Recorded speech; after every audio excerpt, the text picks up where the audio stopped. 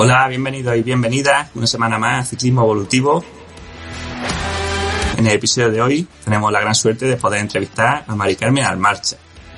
Mari Carmen, corrígeme si me equivoco, es doctorando en la Universidad de Barcelona con la tesis que se llama Hacia una educación, podríamos decir, una educación incorporizada, y miembro del grupo de investigación Complex System in Sport. Bueno, Mari Carmen, lo primero, agradecerte mucho que te hayas pasado por el podcast y la primera pregunta que me gustaría hacerte es ¿cómo llegas tú a estudiar y a trabajar y hacer una tesis en sistemas complejos, en un campo que para nosotros es tan nuevo en el deporte? Pues buena pregunta, yo también me la hago a día de hoy. Yo soy de Murcia, entonces yo empecé a estudiar la carrera de Ciencia del Deporte ahí en Murcia.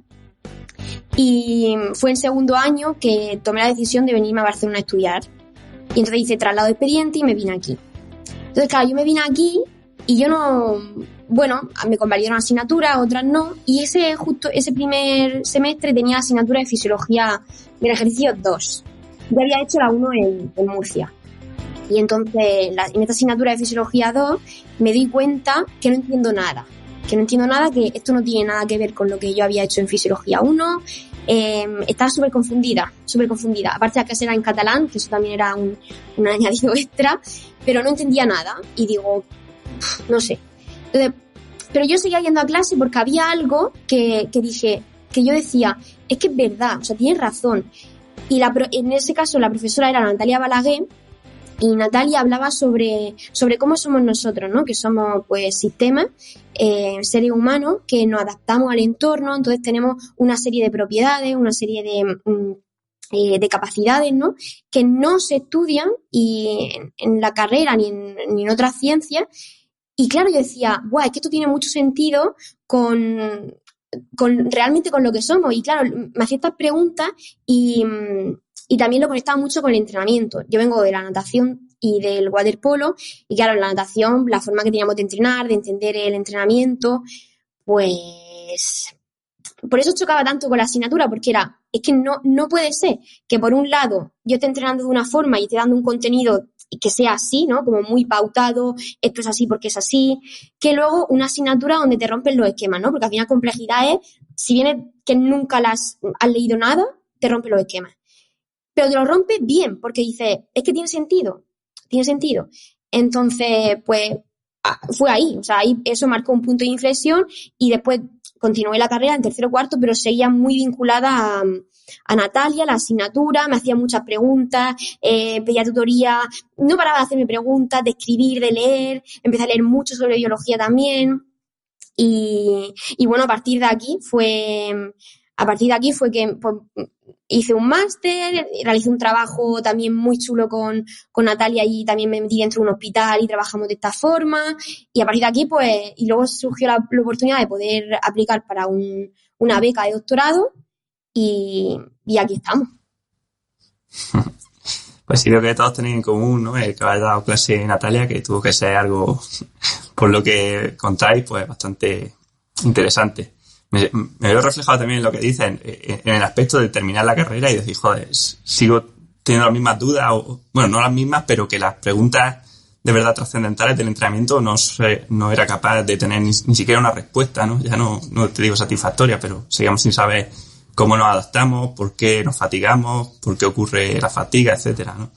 Y, bueno, respecto a tu tesis, sí que me gustaría preguntarte, pues, un poco qué es lo que estáis buscando, o sea, en qué se basa, cuál es la hipótesis y qué es lo que estáis buscando y si tienes ya, o si tenéis algunas conclusiones que nos puedas compartir. A ver, digamos que, o sea, yo estoy haciendo mi tesis de educación, que es, no es que sea otro ámbito diferente, pero la investigación va por otro lado. Y luego, que tú querías más enfocarlo a fisiología, también estoy en otro proyecto de fisiología, que aquí también hemos hecho estudios y estamos desarrollando este proyecto. Entonces, si quieres te explico un poco las dos y lo que más te interese, pues lo voy. Comienzo con el proyecto de educación. El proyecto de educación, en resumen, se basa a través de unos conceptos que son generales, que son principios de complejidad.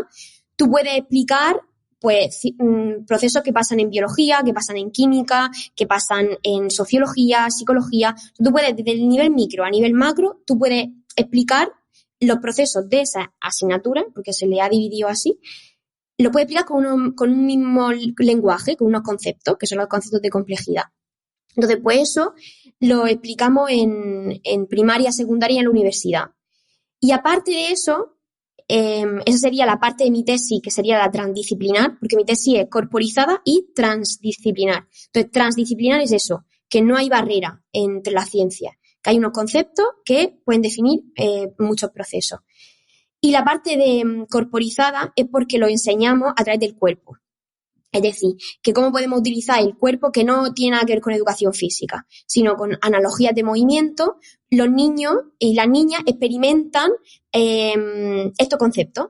Por ejemplo, el concepto de autoorganización, pues establecemos dinámicas en clase, obviamente adaptadas. En primaria son una, en secundaria otra y en universidad otra.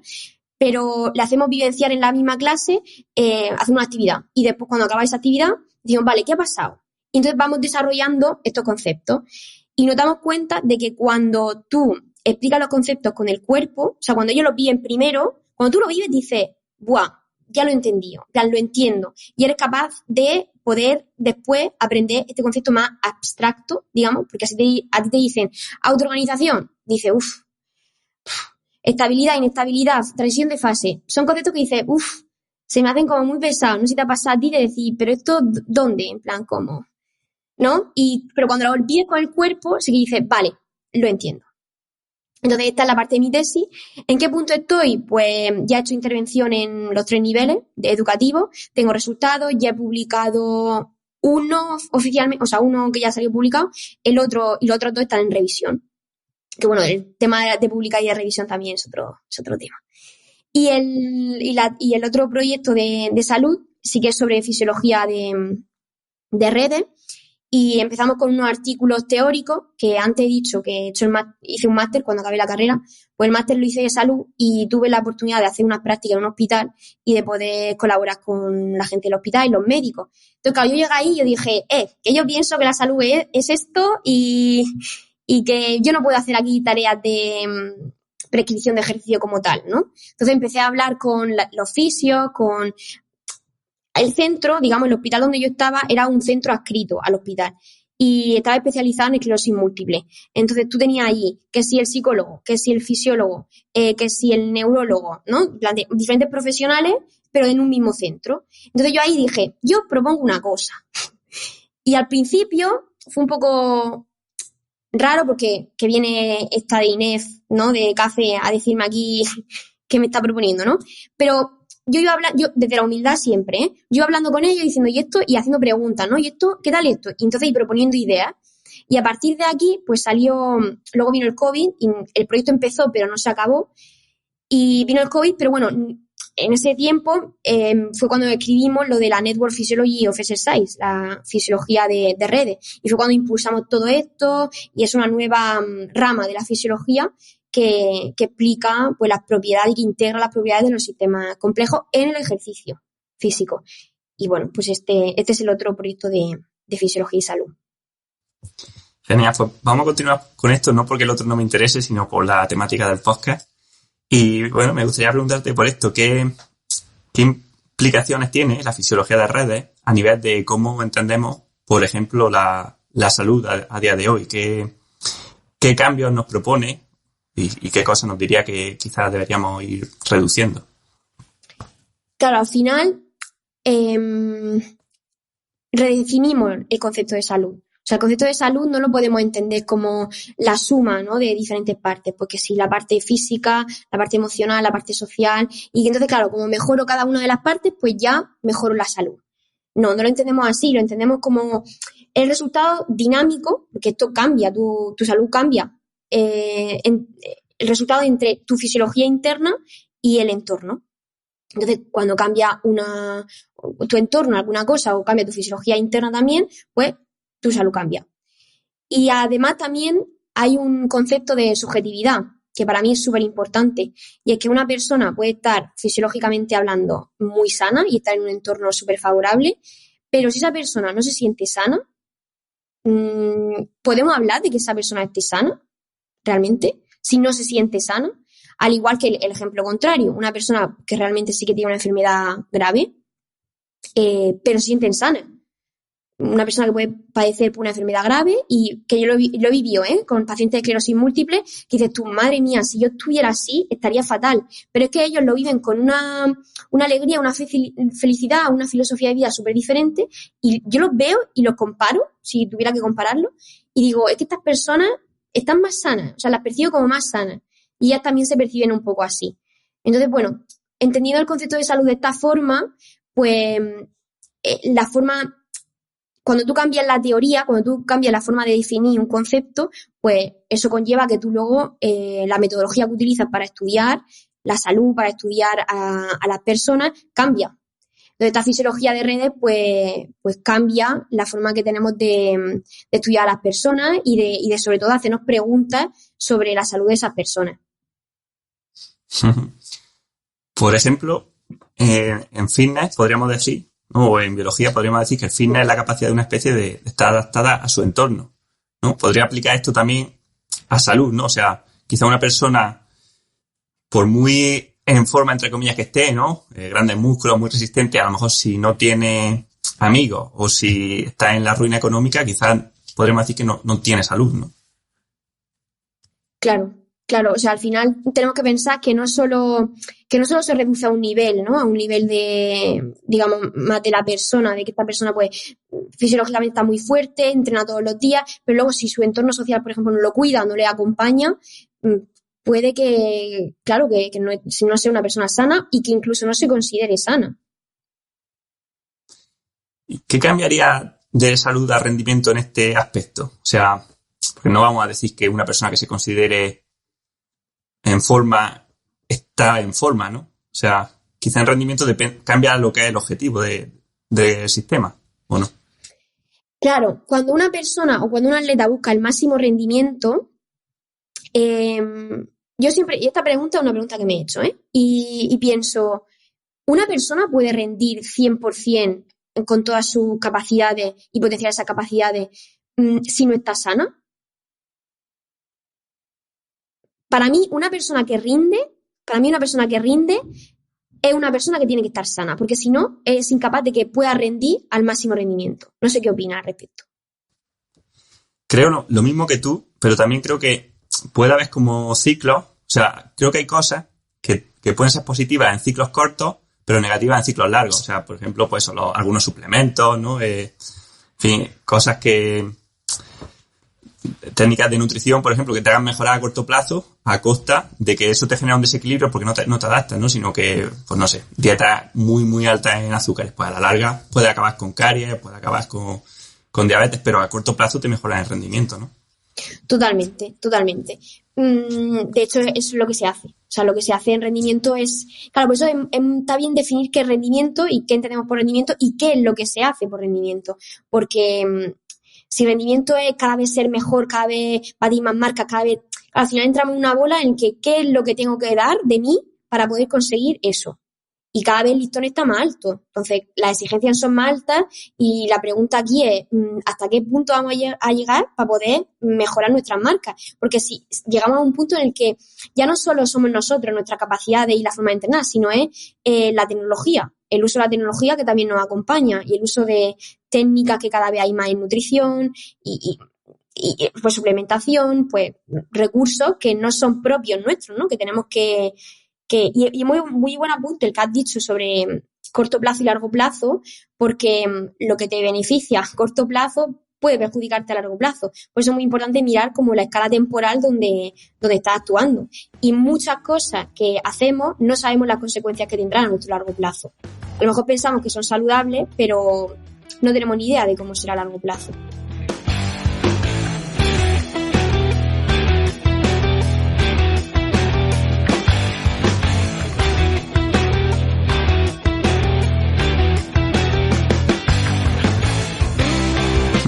Claro, a lo mejor hemos llegado a un punto, ¿no? Que el rendimiento lo definimos de una forma demasiado específica, ¿no? O sea, creo que el rendimiento hace 10.000 años pues era muy parecido a salud, porque al final teníamos vías de adaptación para mejorar, pues adaptarnos a la baja intensidad, largas duraciones, ayunos, etcétera. Pero claro, adaptarnos a tener unos bíceps de medio metro de perímetro, por ejemplo, o no sé, cada vez el rendimiento se va haciendo, ¿no?, como más específico y más alejado de lo que podemos sostener, ¿no? Y entonces hay esa eterna dicotomía entre lo que es rendir y lo que es salud, que a lo mejor antes no existía, ¿no? Antes el más saludable también era lo mismo, ¿no? Y ahora a lo mejor se va disociando la salud y el rendimiento. Claro, o sea, al final volvemos a lo mismo. Para el fitness, al final, si definimos el fitness como la capacidad que tenemos para adaptarnos, el que más rápido se adapta, ¿no? Digamos, ese sería el más fitness, no el más fuerte ni el más resistente necesariamente. Si llegamos a ese punto de partida, el que tú desarrolles, la gente que va al gimnasio, por ejemplo, o que solo entrena eso, gimnasio, y desarrolla la musculatura en el gimnasio de una forma muy específica, luego para tu vida diaria va a utilizar esos movimientos, utiliza esos movimientos en tu vida diaria. No. Entonces estará adaptado para, vale, mejorar la fuerza de bíceps porque es lo que trabajo en el gimnasio. Pero cuando sales de ese entorno, el ejercicio que tú estás haciendo dentro del gimnasio te está haciendo adaptarte mejor a tu entorno de fuera. Esa sería con la pregunta. Vale, vamos a seguir profundizando en esto de la fisiología de redes, porque una pregunta que te hice por correo creo que es interesante, ¿no? Porque al final lo que se basa el entrenamiento, yo creo, en la actualidad, ¿no? La mayoría del entrenamiento tradicional se basa en intentar provocar una respuesta fisiológica, ¿vale? O activar unas vías moleculares o como queramos llamarlo, ¿no? Pero bueno, en teoría creemos que podemos actuar como un diseñador externo del sistema, ¿no? Como una especie de Dios, ¿no? Que diga, pues bueno, voy a estimular en esta parte del sistema, voy a generar esta adaptación, ¿vale? No sé, voy a generar esta respuesta, voy a trabajar el consumo de oxígeno y, por tanto, el output lo voy a controlar también, porque sé que si hago esto, va a pasar aquello, ¿no? Si hago X, va a pasar Y. ¿Hasta qué punto crees que esto se sostiene todavía? Hombre, se sostiene, o sea, se sostiene en el sentido de que es lo que se hace. Se está estudiando siempre las moléculas, ¿no? El nivel de molecular que tiene para poder, de aquí a nivel micro, entonces es un nivel micro, al final cuando tú estudias la molécula a nivel micro. Las adaptaciones que se producen en nuestro cuerpo a nivel micro, tú las estudias y decimos que esas adaptaciones a nivel micro son consecuencias de cosas que pasan a nivel macro. Es decir, que si yo corro o nado de esta forma, voy a tener estas adaptaciones micro. Ah, vale. Entonces, si estudio estas adaptaciones y consigo, entonces me centro en conseguir estas adaptaciones porque eso es igual a mayor rendimiento o mayor rendimiento en ese tipo de entrenamiento. Pues claro, aquí hay un supuesto de entrada de que lo que pasa a nivel micro se traduce en lo que pasa a nivel macro. Pero claro, entre medias te está saltando un montón de niveles.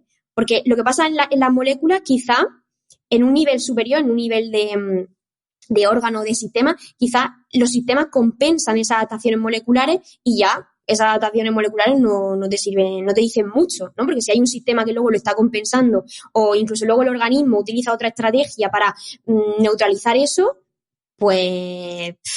Y aparte que también las adaptaciones moleculares, esos estudios de moléculas, lo que tú consigues en una semana lo puedes perder la siguiente. O sea, son como muy sensibles a los cambios. Sin embargo, en un nivel macro de rendimiento, de acción, ¿no? Las variables cinemáticas, digamos, son más estables durante el tiempo porque estamos en una escala mayor. Entonces, no me interesa más estudiar lo que pasa a una escala macro que una escala micro, que es tan sensible a los cambios, incluso niveles superiores te la pueden compensar, que no tiene mucho sentido. Lo que pasa es que sí que es cierto que, entre comillas, como siempre se ha hecho así, pues es más fácil. Para nosotros es más fácil entender y decir, ah, vale, causa-efecto. Justificarnos con causa-efecto para nosotros es más fácil de entenderlo. Claro, pero bueno, al final sí que sabemos, ¿no?, que tiene un poco de relación, ¿no? O sea, si por ejemplo entreno a baja intensidad, pues las adaptaciones que voy a tener van a ser más relacionadas con la baja intensidad que con la alta, ¿no? Claro, al final, en lo de antes, tú te adaptas a lo que estás entrenando. Si las capacidades de tu prueba es correr, pues no sé, 40 minutos, nadar 40 minutos, y tú entrenas ese tipo de ritmo y ese tipo de tiempo, pues al final tú vas a crear unas adaptaciones específicas de eso, de tu prueba, del contexto. Pero si tú entrenas por encima de eso, pues al final crearás otro tipo de adaptaciones. O sea, al final las adaptaciones son también específicas de la forma en la que tú las entrenas. Aunque sí que se ve mucho el contrario, o sea, hay muchos estudios, ¿no?, de intervención que ven que con series muy, muy cortas y muy intensas también se mejora la resistencia, ¿no? O sea, eso sí que en ese aspecto sería como contraintuitivo, ¿no? O sea, ¿cómo puede ser que series de hasta 10 segundos solamente, ¿no?, de sprint y muestren mejoras por ejemplo, de la capacidad aeróbica? Claro, esto se puede explicar también porque nosotros para estudiarlo, nosotros que hemos estudiado ciencia del deporte, siempre lo hemos estudiado como fragmentado en parte aeróbica, parte anaeróbica, anaeróbica láctica, siempre hay como una serie de clasificaciones.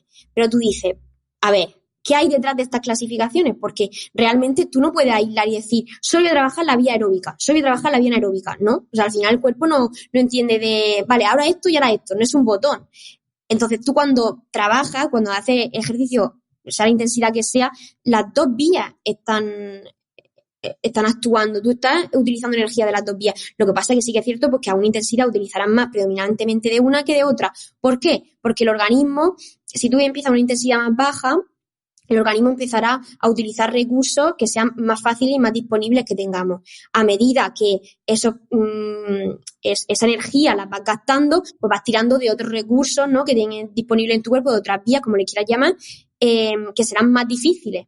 Entonces, claro, una mejora, es lo de siempre, una mejora a nivel de velocidad, se produce una mejora a nivel de resistencia. Bueno, o sea, al final tu cuerpo se está haciendo más diverso. También estos estudios también habría que ver cómo lo miden, porque hay muchas veces que hacen intervenciones de un plan de ejercicio pautado X y luego te das cuenta de que las pruebas que hacen para ver cómo han mejorado es una prueba de squat, una prueba de correr 15 minutos, un test tal, y con eso te dicen, vale, ha mejorado su fuerza y su resistencia aeróbica. Y tú, bueno, ha mejorado su sentadilla y correr 10 minutos. Entonces, bueno, un poco así, pero sí, al final el cuerpo, cuando tú mejoras una cosa, cuando tú mejoras un sistema, te haces más eficiente en un tipo de entrenamiento, de utilizar un tipo de recurso, eso se va a trasladar a que va a generar también unos cambios en otros sistemas, ¿no? Eso se explica con el término de sinergia. Una cosa compensa a la otra y cuando una cosa cambia, pues la otra también cambia y la interacción entre los sistemas van cambiando. Exactamente, al final, por ejemplo, si hacemos una serie de 1 minuto all out, aunque estamos incidiendo en la vía, si queremos llamar así, glucolítica, sí, pero por supuesto que el metabolismo aeróbico también se va a estimular al máximo, ¿no? O sea, el cuerpo va a intentar sacar la máxima energía posible de las fuentes más baratas, ¿no? Y luego va a incluir las caras hasta llegar a la demanda, ¿no? Exacto. Lo da todo. Da igual la vía. Utilizará una a lo mejor estudiada, pero son las dos que actúan sinérgicamente. Exactamente. Vale. Esto de la autoorganización es interesante. Por ejemplo, se ve como en la adaptación a la altitud es un ejemplo muy bueno, que diferentes grupos de personas, o sea, de diferentes nacionalidades, se adaptan de la misma forma, pero con adaptaciones muy diferentes. O sea, quiero decir, consiguen la misma adaptación a la altitud, pero unos, creo que eran los de los Andes, los andinos, aumentan el hematocrito. Luego los keniatas tenían otra adaptación más relacionada con el uso de glucosa, creo recordar, y los nepalíes otra. Entonces, los sistemas podríamos decir que se autoorganizan de formas muy diferentes para conseguir el mismo output. Podría este ejemplo servirnos, ¿no?, también un poco para a la hora de tener en cuenta cómo ajustar nuestro entrenamiento, ¿no? En vez de decir, oye, voy a tratar de controlar cuál va a ser la respuesta que va a tener el organismo, que no lo puedes saber, ¿no?, porque se autoorganiza. Quizás decir, voy a trabajar solamente como decís vosotros, ¿no?, con los constreñimientos, o sea, con el estímulo. O sea, en vez de pensar, voy a estimular esta vía metabólica, decir, voy a hacer este estímulo, ¿no? Un estímulo que le provoque fatiga de larga duración. Y ya que se organice como él pueda, ¿no? Claro, la vía que tú utilices será consecuencia de los objetivos de la tarea. Entonces, en lugar de focalizarte, porque para los entrenadores o entrenadoras que no tengamos un recurso increíble de poder medir a nivel molecular, que tampoco pienso que sea algo imprescindible, la verdad, podemos pasar sin eso. la forma que tenemos de poder entrenar y de poder plantear retos a los deportistas es con eso, con el propio reto, con el propio objetivo y ver cómo responde esa persona, ¿no? En plan, después de este tipo de entrenamiento, cómo te sientes, si quieres medir pues los tiempos, lo que tú quieras, la frecuencia cardíaca, cómo es la dinámica de esa frecuencia cardíaca durante esa prueba. Y eso te da muchísima información y información que te sirve más que pues ha utilizado esta vía o esta otra. A mí me da igual la vía que utilice. Si el objetivo es hacer esta prueba el menos tiempo posible, pues que cada uno utilice la vía que quiera. Y es como tú dices, que cada persona pues al final encuentra una adaptación diferente. Y cuando habla de los keniatas, me ha recordado un ejemplo que no sé dónde lo leí ahora, pero a lo mejor puede ser que lo escuchara de ti, cuando decías que investigadores fueron a una población en un país de África, hicieron estudios y vieron que tenían los niveles de hierro muy bajos. Y que tenían los niveles de hierro muy bajo, y bueno, entonces pues lo que hicieron los investigadores fue, vamos a suplementarles con hierro, vamos a traer alimentos ricos en hierro, porque estas personas que están en un país desfavorable, etcétera, están bajos en hierro. Entonces le dieron hierro y de repente una cosa que no había pasado nunca era que de repente empezaron a coger más infecciones y más enfermedades contagiosas. Y era como, ¿cómo es posible si ahora están mejor suplementados, mejor alimentados? Bueno, pues ¿por qué esa deficiencia de hierro, no? ¿Por qué? Pues porque en ese contexto esas personas tenían esa adaptación hecha para justamente prevenir una serie de enfermedades que se dan cuando tú tienes los niveles de hierro elevados. Y en esos países son más proliféricas a que pasen. Entonces, claro, en vez de decir, ¡buah! Esto es un error, ¿no? O es un error que tengan las moléculas así, los niveles así y tal. Tenemos que suplementarle o tenemos que entrenar de esta forma porque tienen que aumentar esos niveles. Bueno, primero hay que entender por qué tiene esos niveles de esa forma. Sí, que bueno, al final esto del intervencionismo ingenuo, ¿no? De intervenir en un sistema queriendo arreglarlo pensando que nosotros actuamos como dioses, que lo sabemos todo, ¿no? Y siempre se acaba jodiendo, es buenísimo. Hace poco también escuchaba a un médico hablar de esto en medicina, ¿no? De cómo al que no está, a ti te hace una analítica y como te sale un parámetro fuera de la norma o la tensión arterial un poco alta o el colesterol un poco alto, ya te medican, ¿no? Para meterte en la norma sin pensar que estos valores que tú tienes, por ejemplo, de tensión arterial son los que necesitas para adaptarte al entorno en el que vives, ¿no? Porque es lo más normal en un entorno pues, que está dominado a lo mejor por jefes, por horarios, por estrés, por lo que sea, ¿no? Entonces, en vez de intervenir en el entorno o pensar, oye, esta persona está... O sea, lo que estamos midiendo es la adaptación de la persona, es decir, no, vamos a cortarle la adaptación y a normalizarlo. Claro, mira, esto es un ejemplo brutal de cómo a nivel social, cómo afecta a nivel social los genes, ¿no? Si te fijas, cada vez más los niveles pues de triglicéridos, de colesterol cada vez son más elevados y cada vez más la gente se medica más y cada vez la gente va al médico o sea, hay como una epidemia de esto a nivel de sangre, de analíticas, ¿no? Y la gente cada vez se medica más, pero la solución, o sea, el problema sigue estando. No nos preguntamos, el médico nunca se pregunta, habrá médicos que sí, pero normalmente tú vas a consulta y el médico no se pregunta, bueno, ¿y cómo es tu trabajo? ¿Cómo es tu día a día? ¿Tienes situación de estrés?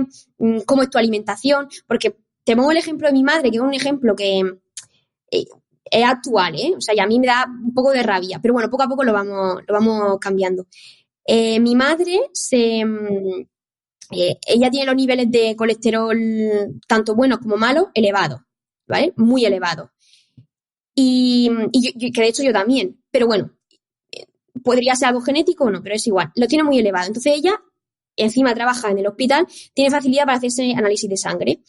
Entonces se hace sus revisiones de análisis de sangre y cuando los tiene muy elevados en los niveles de colesterol, ella se toma una pastilla que teóricamente hace que se te reduzcan los niveles de colesterol. Y dice que con esa pastilla va súper bien, que cuando se lo deja de tomar, a la semana o así va a hacerse la analítica y que le salen muy elevados. O sea, el ejemplo de decir, mamá, pero no te das cuenta de que, claro, evidentemente, o sea, con la pastilla reduce los niveles de colesterol, pero ¿por qué tú tienes los niveles de colesterol altos? ¿Y quién te dice que eso sea malo para tu salud? Porque mi madre se alimenta súper bien, es una persona que yo la considero que está bastante sana. Pero claro, ella sigue pensando, entonces, hasta que no cambiemos la creencia de un indicador molecular me está diciendo que estoy enferma, hasta que no cambiemos esa creencia, decir, no.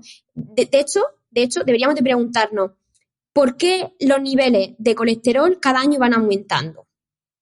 O sea, perdón, van disminuyendo. Que cada vez hay gente que tiene los niveles de colesterol supuestamente altos porque el umbral de, bueno, a lo mejor me lo invento, son de 100 a 200, ¿no? En sangre, los niveles. Vale, pues a lo mejor el año que viene empiezan de 80 a 200. Entonces, claro, la gente que tenía de 80 a 100, esa gente que antes no daba niveles de colesterol altos, ahora sí que da. Entonces ya se tiene que medicar.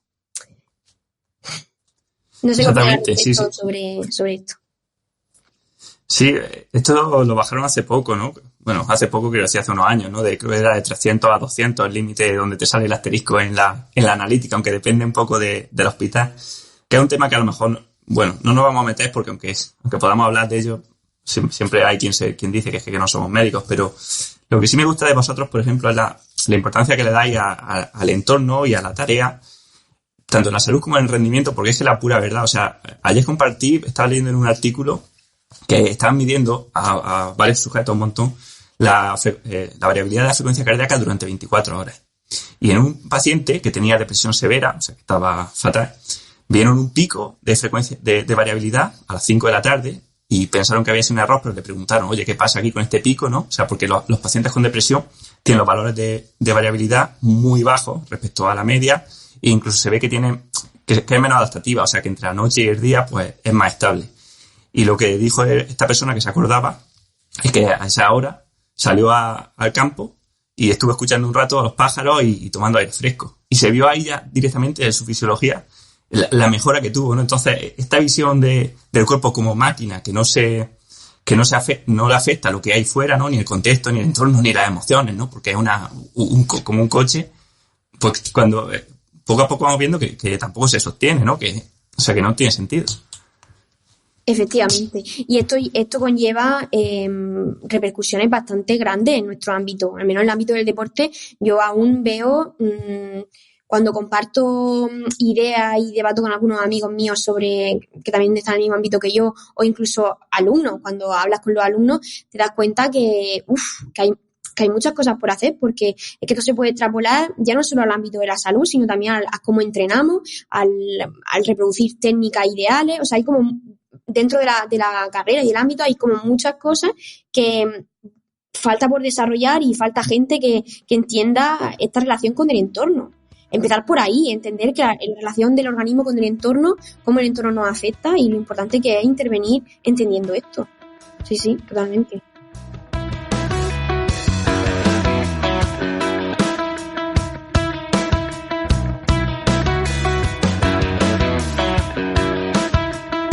Exactamente. Tanto el entorno como el objetivo, ¿no? O el propósito. Aparte de que en salud, por ejemplo, ya se ha visto como las personas mayores que tienen un propósito, ya sea cuidar a los hijos, ya sea hacer algo por el planeta o cuidar a los perros, lo que sea, viven más y enferman menos, ¿no? Que ya es algo que debería llevarnos la atención, pero yo lo veo constantemente en mi deportista o en mí mismo. O sea, cuando tienes una carrera que te estás preparando, ¿no? Un objetivo, haces cosas y te adaptas mejor a los estímulos que si no tienes ese objetivo, ¿no? O sea, al final podríamos decir que no, que es que bueno, es a nivel de que entrena o no entrena, ¿vale? Pero que ese entreno o no entreno, al final está integrado dentro de lo que a ti te va a pasar, ¿no? A nivel de adaptaciones y lo que tú piensas, lo que tú sientes, ¿no? O sea, no podemos separar la parte racional o cognitiva de lo que luego va a pasar a nivel fisiológico.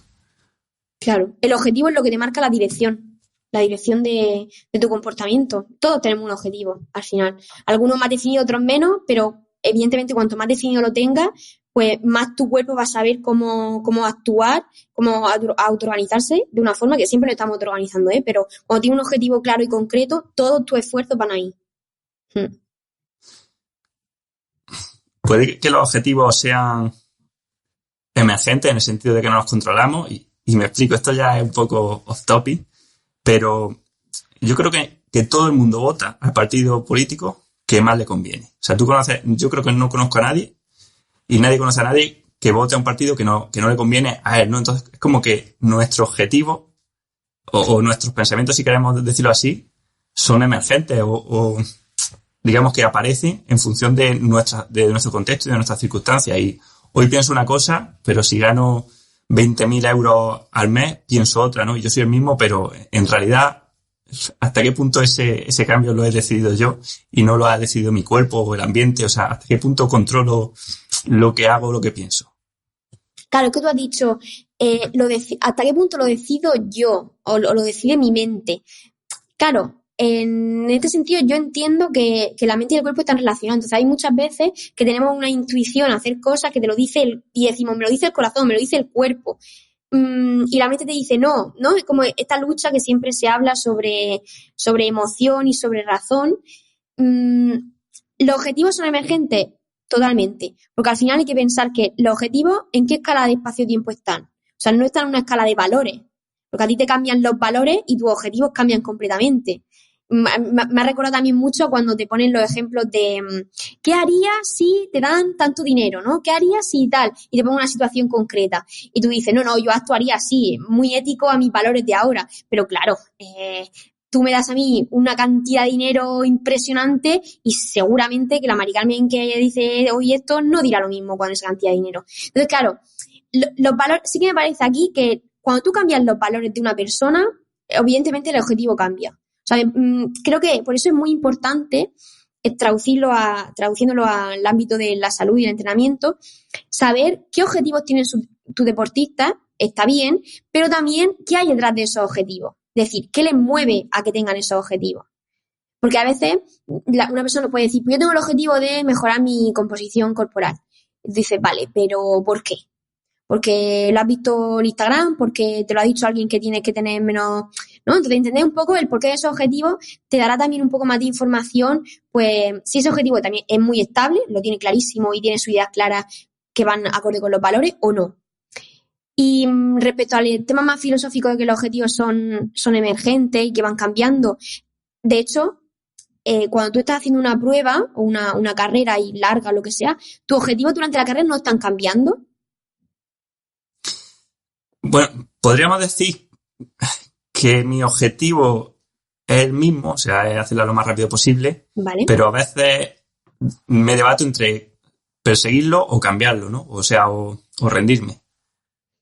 Vale. O sea que, pese a que tú tienes un objetivo, tú no puedes controlar tu mente. Al principio sí, o sea, a ver, esto es lo que hablamos por correo. O sea, yo creo que al principio sí, o sea, por ejemplo, yo voy a hacer un entrenamiento, ¿no? Un test de esfuerzo. Sí. Y si yo estoy muy motivado ese día o cuando me vienen los pensamientos negativos soy capaz de medio, entre comillas, bloquearlos a través de concentrarme, por ejemplo, en mi respiración o a través de verlo de forma muy positiva, ¿no? Porque es lo que yo quiero, porque quiero vencer a alguien.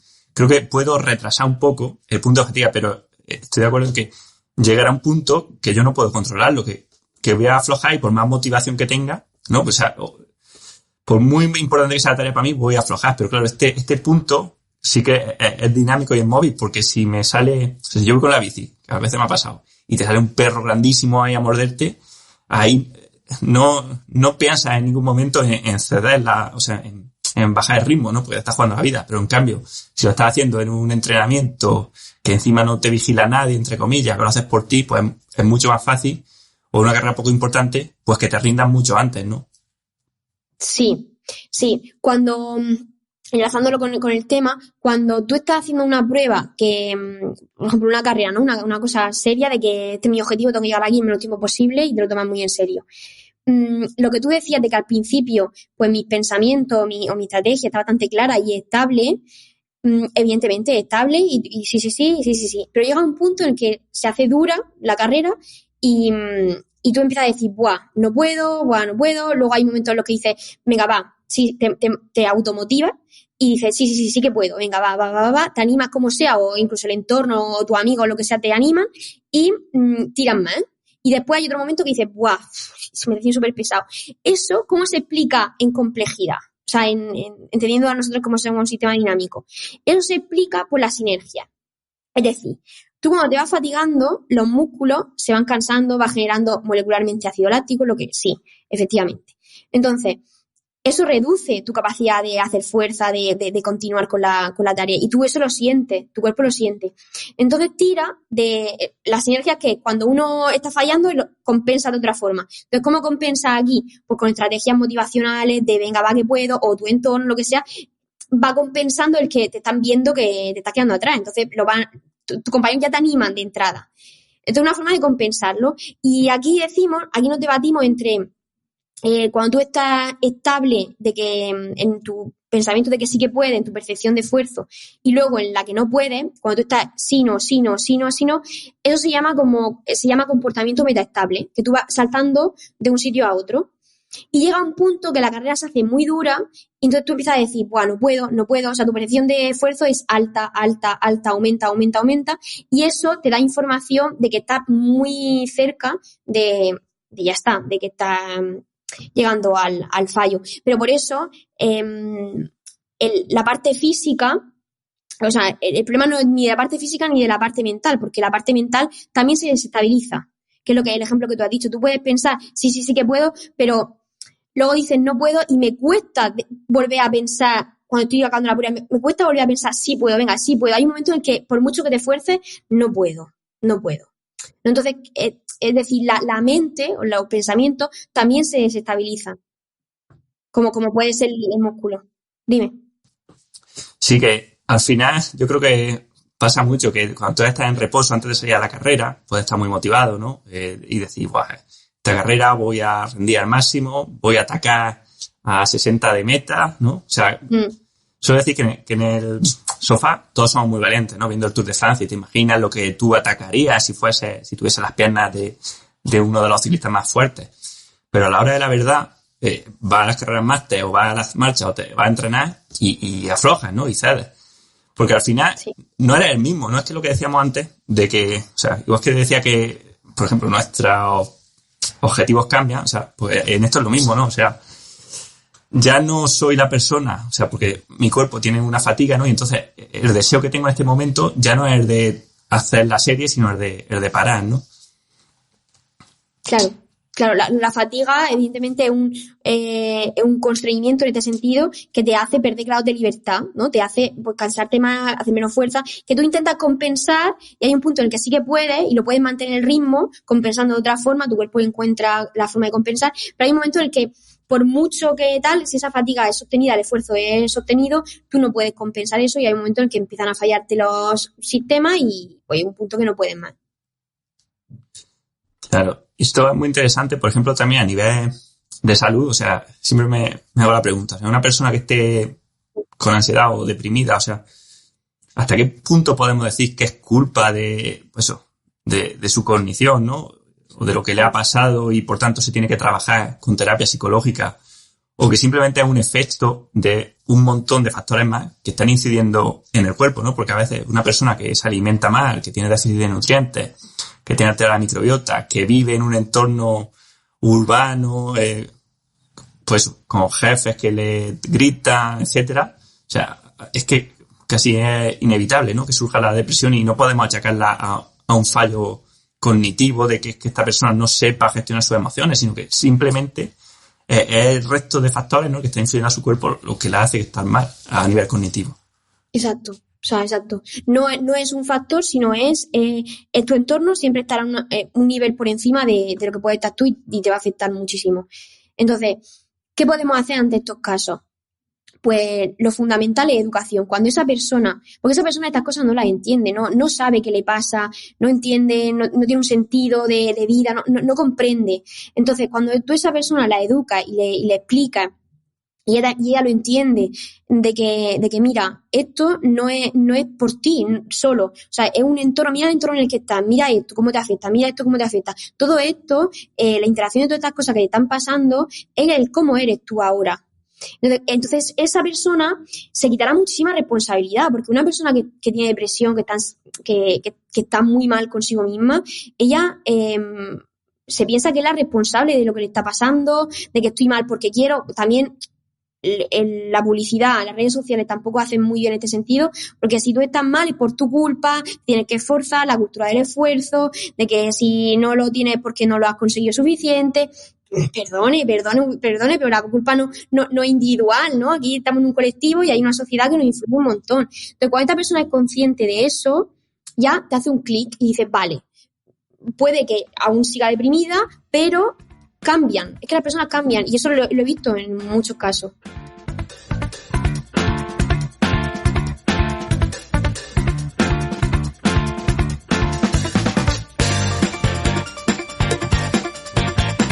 Exactamente. Yo creo que hay gente que se siente mal por estar mal, ¿no? Porque has leído libros de psicología que te dicen que no, que tienes que gestionar tus emociones, que tienes que ser un estoico, que tienes que... Y ojo que, a ver, que sé que no va por ahí la cosa, ¿no? Pero es verdad que mucha gente eso, creo que dice, pero si estoy bien, o sea, si tengo dinero, tengo mi familia, tengo mis amigos y estoy mal, aunque sea temporalmente, ¿no? Porque también el estado de ánimo, pues casi podríamos decir que es un poco fractal, ¿no? O variable, pero aunque sea temporalmente, la gente, por estar mal, aun teniendo todo, te sientes aún peor todavía, ¿no? Y es la pescadilla que se muerde la cola. Sí, bueno, pero también el hacerte preguntas y el tener tiempo para reflexionar y decir, vale, a ver, ¿por qué estoy mal, no? ¿Qué cosas puedo hacer o qué cambios puedo hacer, pequeños cambios que me puedan aceptar mejor? O incluso puedo experimentar, si aquí lo que se trata de experimentar. Pues mira, si hago esto me siento así. Mira, ¿qué actividades me producen más, bueno, me llenan por dentro? ¿Qué es lo que de verdad quiero hacer o qué es lo que más me llena por dentro? Pues a mí me gusta mucho, pues, tocar el violín, por ejemplo. Vale, pues voy a dedicar más tiempo, en plan, no más tiempo de más horas, pero sí más momentos en el día que le voy a dedicar a esa tarea en concreto. Y empezar con pequeñas cosas, y hacerte, sobre todo, muchas preguntas de, ¿esto es lo mejor para mí? Por ejemplo, ¿qué personas, y esto le pasa a mucha gente de mi entorno, se preguntan si, aquí a lo mejor me voy un poco, pero si su entorno social les beneficia, en el sentido de, hay gente que para pasárselo bien tiene que consumir alcohol o que ir a discotecas, ¿no? ¿Pero por qué lo hace? ¿Porque te gusta o porque todo tu entorno social y todos tus amigos van? ¿No? Y muchas veces porque tú dices que no a tu salud personal de da igual, voy a beber, aunque no me guste nada beber, pero voy a beber y voy a salir de fiesta, solo por contribuir a estar bien socialmente. Entonces, claro, ¿a favor de qué pongo en juego, ¿no? Mis valores en función de los del colectivo? Entonces, claro, aquí ejerce muchísima presión el colectivo. ¿Y qué personas hacen la pregunta de, vale, ¿lo hago por el colectivo o lo hago por mí? Pues sí, eso es vital, ¿no? En rendimiento, por ejemplo. Pero creo que tampoco hay que llevarlo al extremo de decir, pues, primero son mis hábitos y los demás, pues ya los buscaré o si no voy solo, ¿no? Porque al final también, o sea, socializar con la gente, aunque sea en la discoteca, sobre todo la persona que no tiene mucha socialización en el día a día, por ejemplo, quizás es más beneficioso que no tomar alcohol, pero quedarse sola, ¿no? Entonces, claro, hay que encontrar ahí el término medio.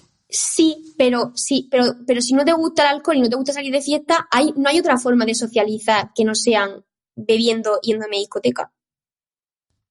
Sí hay, pero no siempre es tan fácil, ¿sabes? Por ejemplo, aquí en los pueblos, que estamos pocos, ¿no? Y ahora no, pero hay ciertas edades donde es verdad que es difícil, o sea, convencer a tus amigos, por ejemplo, para hacer una ruta de senderismo o de carrera, ¿no? O sea,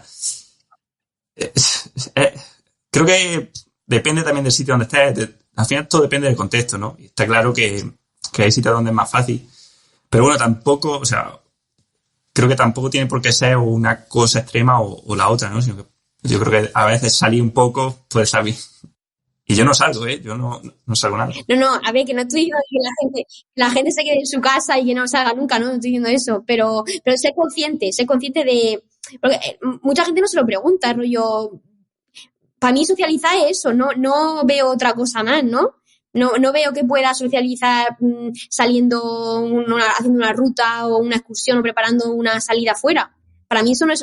Hay gente que tampoco se lo pregunta. Entonces, por eso es importante de, vale, pero voy a salir, pero realmente estas cosas pues voy a intentar no hacerlas porque no me gustan. Pero socializar, pues sí. Sí, pero bueno, estamos de acuerdo en que, oye, irte a la discoteca, terminar borracho a las 8 de la mañana, pues claro, eso un día al año está bien, o puede pasarse, pero más Y Bueno, cada vez hay peor. gente que sale cada día, ¿eh? O sea que, bueno, cada semana. O sea que claro. Sí, sí.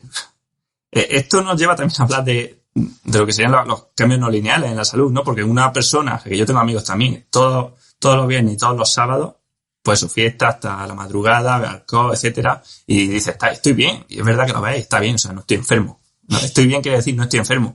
Pero claro, luego de repente llega a los 40 o 50 y aparece pues un hígado graso, un cirrosis, claro, la diabetes, cualquier problema, ¿no? Entonces siempre pensamos que la enfermedad se debe al último factor en llegar, ¿no? O sea, pues que si te da diabetes por lo que has comido el día de antes o la semana de antes y piensas, ¿qué he hecho mal? Cuando a lo mejor lo has hecho mal desde que tenías 15 o 18. Son tu hábito, sí. Sí, sí. Sí, sí.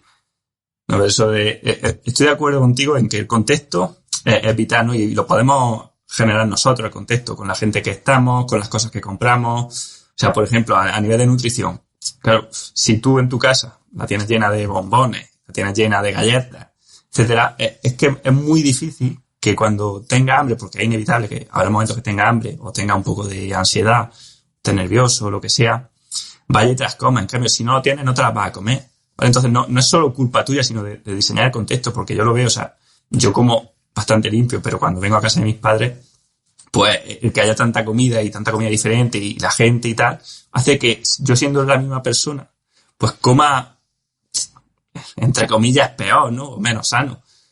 Aunque, en fin, aunque es lo que hay que hacer en este contexto, pero, o sea, está claro que es una cosa que se nos olvida totalmente, ¿no? Y bueno, por eso me gusta también lo que propones tú de coelaborar, ¿no? Codiseñar el entrenamiento, que se basa precisamente también en esto, ¿no? En controlar un poco los hábitos y el entorno. Sí, sí, al final codiseñar es una relación que tú creas con tu entrenador o entrenadora, ¿no? La relación que hemos decidido entre entrenador-entrenadora y la persona pues, que quiere hacer el proceso. Y ambos diseñan en lo que el proceso, ¿no? En plan, una persona que viene y que quiere pues mejorar su salud, su hábito, lo que sea, o su entrenamiento, tal. Después primero se empieza con unos objetivos y luego a partir de aquí pues se va desarrollando como el contenido de este plan. Pero ambos, o sea, la diferencia con la prescripción, ¿no? de ejercicio es que ambos diseñan el programa juntos y ambos se hablan para durante el proceso poder cambiarlo. Porque la prescripción, por ejemplo, es tú tienes pautado, pues, esto de ejercicio, de aeróbico, esto de fuerza y ya está. Plan, para perder masa muscular, perder grasa, ganar masa muscular o para mejorar tu salud. Este es el plan que tienes y es así, es un plan pautado que lo puedes leer, todo el mundo lo puede leer de manuales o de lo que sea. Y claro, la diferencia de eso con una cosa en la que la persona pues la persona que lo está haciendo tiene responsabilidad, puede decir esto le va bien, esto le va mal, aquí se siente peor, aquí tal, esto le gusta más, este tipo de actividades le gusta más, pues claro, totalmente diferente, cambia mucho. Exactamente, incluso de cara, pues, al rendimiento, a la salud, ¿no? O sea, buscamos antes que haya adherencia a hacer el entrenamiento perfecto, ¿no? Bueno, en salud es que creo que se ve claro, o sea, cuando la gente pregunta, oye, ¿cuántos minutos hay que hacer de actividad física a la semana?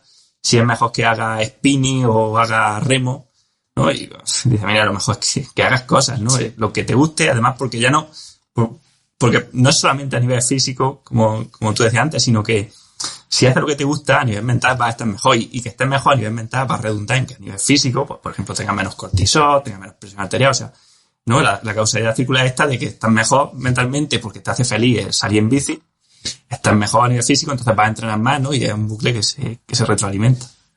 Claro. Y también cómo fomentamos esa salud, ¿no? Porque la gente se piensa que por hacer 2 horas de ejercicio al día o caminar 10.000 pasos ya está. O sea, yo me levanto temprano, hago mis 10.000 pasos y ya está. Ya, tic, o sea, objetivo del día cumplido. Voy al gimnasio 1 hora por la mañana tempranísimo, ya me puedo pasar todo el día sentado, ya puedo trabajar, ya está, ya me olvido. Hombre, reducir la salud a eso, pues, ¿qué quieres que te diga? Ya se ha visto que el problema de la salud y de los problemas que estamos teniendo ahora mismo no es el que haga 2 horas de ejercicio al día, porque la gente lo puede hacer, los 10.000 pasos lo pueden cumplir, pero luego no están sanos realmente. es el hábito, también tu relación con el deporte. Si tú ves el deporte o la actividad física como algo impuesto esto lo tengo que hacer para estar saludable, pero vaya rollo. No lo va a hacer, va a ser muy difícil mantenerlo, es que no es un hábito, no es un hábito. Entonces, es muy diferente si tu relación con el deporte es, ostras, mira qué beneficios, mira qué bien me siento cuando lo hago, pero eso no se va a conseguir si tú lo que le estás diciendo a la persona que haga son ejercicios que no le gustan, o ejercicios que ven muy difíciles, o que luego hay personas que al gimnasio les encanta y les puede mandar lo que quiera, ¿vale? Pues bueno, pues si te encanta el gimnasio y no te encanta hacer otra cosa, pues mira, vete al gimnasio. Pero hay otras personas que dicen, ay, pues que tú les propones, como entrenador o entrenadora, también les puedes proponer actividades de decir, pues, ¿has pensado alguna vez de coger la bici con tu pareja o con tu compañera de piso y hacer una ruta por Barcelona, o no sé, o te vas a la montaña, subes y bajas en tu tiempo libre del trabajo? Y dice, ostras, pues no lo había pensado, pues sí que me gusta la bici, pues sí que tal. Y lo hacen y dice, ostras, me encanta, ahora lo hago, es que hasta el fin de semana lo hago, es que no sé qué. Claro, a las personas les gusta moverse porque al final estamos diseñados para movernos y nos da unos beneficios y lo sentimos, es que nosotros lo sentimos. Y entonces cuando tú fomentas que la persona descubra, que explore, que tal, se da cuenta ella misma. Y no hace falta que tú le digas, lunes, miércoles hace esto, martes descansa, jueves también, y no hace falta, no hace falta. Exactamente. En el ciclismo, por ejemplo, lo vemos, ¿no? Que la gente se engancha a esto, se engancha con 30, con 40 años, con 50 años, gente que muchas veces en su juventud han tenido, pues eso, han salido mucho de fiesta, han vivido la vida, como se suele decir, aunque bueno, eso es cuestionable. Sí. Pero se enganchan tarde y no creo que sea porque se cuidan más o porque quieren cuidarse más, o no solamente por eso, sino porque lo prueban y lo descubren, ¿no? Pero claro, el problema es que tú como entrenador, pues o sea, yo por ejemplo, yo se lo puedo recomendar a mis amigos, a mis padres, a mi familia. Pero claro, no hay un campo de entrenadores en la salud, ¿no? En el ámbito de la sanidad, por ejemplo, nadie te va a guiar. O sea, una persona normal y corriente por la calle, nadie la va a guiar, decirle, oye, mira, coge y prueba la escalada, vente conmigo y escalamos, y lo pruebas, vente conmigo y hacemos bici, vente y hacemos skyline, waterpolo. No, nadie te coge. Entonces, la gente es que ni siquiera lo ha probado. Entonces, tú no te puede gustar algo que no has probado, ¿no? Y aquí está el tema de esto de que la sanidad al final está basada en un modelo de, pues biomédico de tratar enfermedades, pero no preocuparse porque no aparezca. Exacto. Y lo que más me da rabia de esto es que el modelo biomédico ya está cuestionado, ya se lo está cuestionando mucha gente, que es lo de prescribir medicamentos y no hacerle preguntas al paciente. Y también eso está incentivado, eso también es otro tema de cómo están, porque los médicos tienen 10 minutos por consulta por paciente, porque es que no me da tiempo. O sea, tengo 10 minutos y luego tengo 500 más. Entonces, eso también es otro tema. Pero lo que no come más y lo que más rabia me da es que en el ámbito deportivo, en nuestro ámbito de salud y de actividad física, estamos reproduciendo el modelo biomédico. O sea, lo estamos reproduciendo con la prescripción de ejercicio. Es eso, es lo mismo. En vez de una pastilla, pues te doy una ficha donde tú tienes tu aeróbico, tu fuerza, que al final es gimnasio y correr, es que no se contempla otra cosa, tus series, tus repeticiones, y entonces, si eres una persona de 40 años y de 50, pues hace esto. Si eres una persona que tiene más edad, pues hace esto. Si eres una persona pues, que tiene esta enfermedad, pues hace esto otro.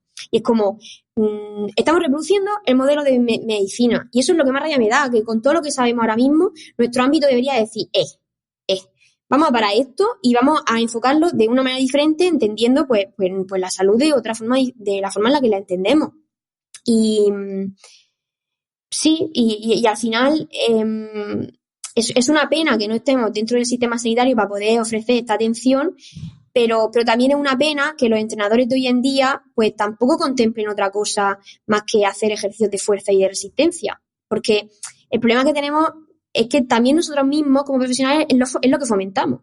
Como te quieres poner fuerte, y por Instagram, yo es que me meto a Instagram y me pongo nerviosa, porque me meto y veo cada 2x3 cosas de, ¿quieres perder grasa? ¿Quieres no sé qué? Vente conmigo que me parece genial, pero es que todo lo que ofrecemos es eso, entrenamiento de fuerza, entrenamiento de que si la fuerza no va a ningún sitio, que vamos a ver, no sé, a mí eso me parece pues que podríamos hacer las cosas mejor. Sí. Pues a mí también Instagram o Twitter no me gustan nada para la gente que, pues, o la divulgación por ahí, porque al final pierde todo el contexto, ¿no? O sea, es que no es que yo te diga haz estos ejercicios o estos son los mejores ejercicios para ciclistas, pero ¿para qué ciclista? ¿En qué contexto? ¿Cuánto? ¿Cómo? ¿no? Por eso, y eso es lo bueno que tienen los podcasts, que podemos hablarlo aquí y aún así, pues bueno, haría falta alguien que te mire tu caso en particular. Pero es verdad esto de que decía, es que al final la ciencia del deporte siempre ha seguido un modelo biomédico, ¿no? O sea, la gente cuando se habla de complejidad, por ejemplo, se pone nerviosa. O sea, cuando empieza a hablar de que el contexto cambia todo, ¿no? Por ejemplo, de la pleitropía, de Generacy, o sea, cuando cuestiona un poco los modelos estos típicos, ¿no? De, oye, paso de la zona 1 a zona 2 y entonces ya el lactato se empieza a acumularse y luego el lactato se dispara, ¿no? El concepto de los umbrales. Hay gente que se lo toma hasta mal, ¿sabes? Sí. Y lo puedo entender porque al final, pues, han invertido ahí una hora, un estudio de cosas que se han hecho, de cosas que tal, y pues dices tú, ¿por qué me va a cuestionar a mí esto que ha sido lo que he leído toda la vida? Bueno, pues sí, pues al final la ciencia es eso, la ciencia es cuestionarse las cosas y no pasa nada. Natalia Balaguer siempre me lo ha dicho y dice, yo cuando empecé a hacer la asignatura en la carrera de fisiología, yo reproducía lo que se daba en medicina. Cogía lo que se daba en medicina, la asignatura de medicina, o sea, de fisiología en medicina, la cogía y decía, vale, pues esto lo hago en INEF y ya está. Y lo reproduzco. Hasta que ella, pues, empezó a formarse más y a ver que, porque no, esto no es tan así, que nosotros funcionamos diferente. Dice, yo soy incapaz de hacer la fisiología de esta forma. Yo la hago, pues, como la entiendo. Pero claro, ella empezó haciéndola de la manera más tradicional, pero porque era lo que había, porque era lo que se estudiaba, y no pasa nada. Eso va cambiando, la ciencia evoluciona, se cuestionan cosas, se ve que, mira, pues esto no es como lo pensábamos y no pasa nada. O sea, yo no veo problema en rectificar. La ciencia es eso, la ciencia es cuestionarse. Y cuando haya, que de hecho esto también es una cosa que pasa mucho, es que la gente piensa, es un supuesto, le decimos, que la gente piensa que todas las teorías son válidas, ¿no? En plan, bueno, tengo esta teoría, pues, ¿está bien? Bueno, pues es válida, todas son válidas. Bueno, si hay una teoría que reemplaza a otra, o sea, si una teoría que te cuestiona y que te explica mejor, las teorías al final están hechas para que si hay una que me explica mejor el asunto, el problema, pues acepto esta teoría. Y ya está, y la otra, adiós, ¿no? En plan, ya está. Pero claro, no seguimos dando por válidas pues otras teorías que aun siendo refutadas y cuestionadas, pues las seguimos dando por válidas, porque algo. Sí, como se dice, todos los modelos son útiles, ¿no? Pero dices, hombre, sí, pero joder, si es si está muy lejos de la realidad y ya hay modelos mejores, pues hay que dejarlos, no vale todo. Claro, exacto. Si hay un modelo que me lo explica mejor, pues vamos a por este modelo. Y no pasa, que al principio, evidentemente, pues no tienen ni idea, no saben, no entienden el modelo. Y esto, lo que pasa con la complejidad es esto, es que, al menos en nuestro ámbito, porque luego los físicos, los químicos lo entienden súper bien. Pero en nuestro ámbito lo que pasa es que nos parece tan fuera de nuestra zona de confort, porque es lo que siempre hemos estudiado, lo hemos leído, lo hemos tal, como es tan fuera, ya de entrada tenemos una barrera. Y es de, no, esto no me líes, yo prefiero entender las cosas que... Pero luego, por otro lado, dice, pero vamos a ver, pero sí que esto justamente lo que te está haciendo es responderte tus preguntas, entender mejor las cosas y te da más seguridad para poder hablar con los profesionales. Porque yo ahora mismo puedo... O sea, una de las cosas que juega a mi favor y que tengo ventaja en ese sentido es que yo puedo hablar de tú a tú con un médico y no me voy a echar atrás, en plan, no tengo ningún problema con un médico, con cualquier profesional de la salud que me diga, incluso con químicos, con físicos y con químicos también y biólogos, que dentro de la universidad, por ejemplo, de Barcelona, pues hay veces que se hacen como charlas y tal, y viene pues gente de otros programas de doctorado y hablan de su investigación y tal, y me parece muy interesante el poder hacer preguntas de nuestro ámbito en su ámbito, de combinarlo, de tal. Pero claro, si tú te basas en tus modelos del deporte, que eso que ya es que no se entienden y que ya están muy cuestionados, pues eso también es una barrera para que tú luego puedas hablar con otra gente y con otras disciplinas. Genial, pues vamos a dejar aquí la entrevista. Creo que ha quedado una charla muy interesante y te agradezco mucho que te hayas pasado por el podcast, Mari Carmen. Pues muchísimas gracias a ti, Manu. Te sigo y te escucho lo pocas que vas haciendo y la verdad que me parece muy interesante y que al final tu labor como divulgadora me parece muy importante en nuestro ámbito. Muchas gracias.